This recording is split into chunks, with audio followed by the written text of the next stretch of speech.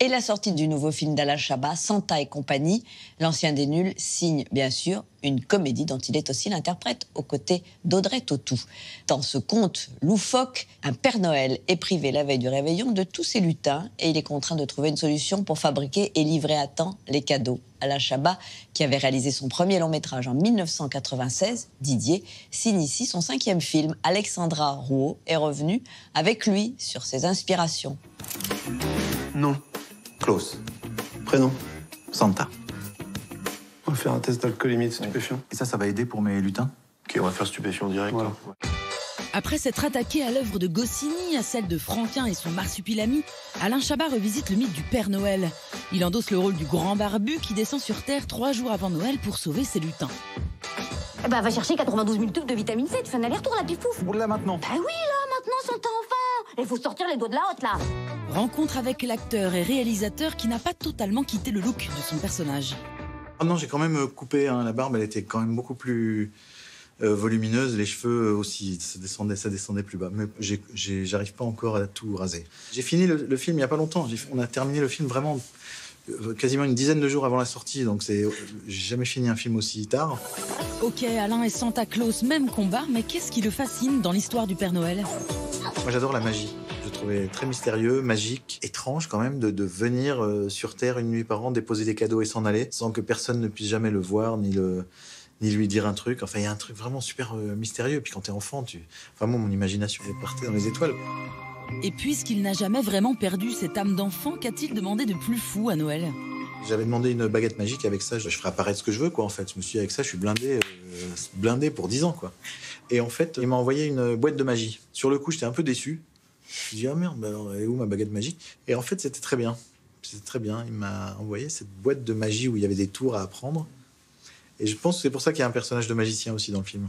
Oh, c'est des petits souvenirs qu'on recycle.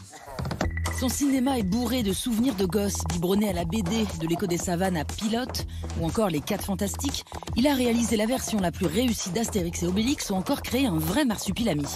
Action! Le personnage du marsupilami, il n'est pas très loin du Père Noël, en tout cas dans les premiers albums du marsupilami. C'est une espèce d'animal mythique dont on a entendu parler, qu'on voit pas vraiment, qui est très difficile à attraper, qui est sauvage, qu'on aperçoit, qui disparaît. Enfin, il y a quelque chose un peu de mystérieux comme ça. Et puis une grande joie de vivre. Marsu, c'est que de la joie, quoi. Il vient et c'est ça. Le Père Noël, il y a un truc comme ça aussi. Il donne de la joie, il vient donner en plus. De la joie pour gratos, quoi. Si son humour s'est assagi, à ses débuts, il formait avec les nuls un groupe de sales gosses. Mademoiselle Hortense, venez voir, vite, venez voir. Ils excellaient dans les vannes trash de cours d'école.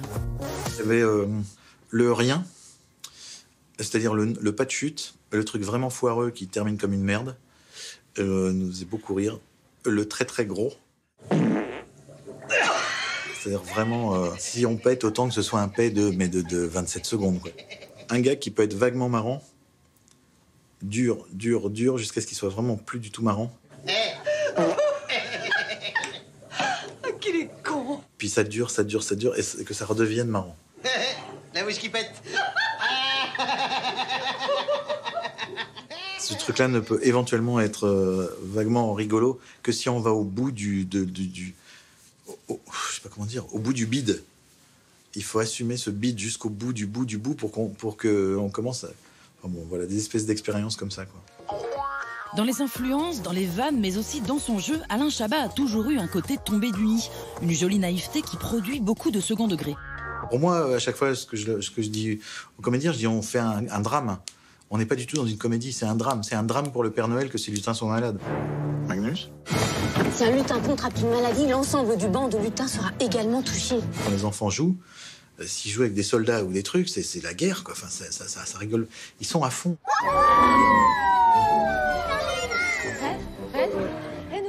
Quand on est môme, on s'émerveille de tout, quoi. Enfin, il y a un truc de curiosité et d'émerveillement qui est super, qu'on peut peut-être parfois perdre en grandissant, et encore. Donc voilà, moi je trouve qu'être adulte, c'est pas forcément perdre l'émerveillement et la créativité. Donc, en faisant des films, est-ce que le grand Alain réalise son rêve de gosse? J'ai l'impression de réaliser un rêve de gosse.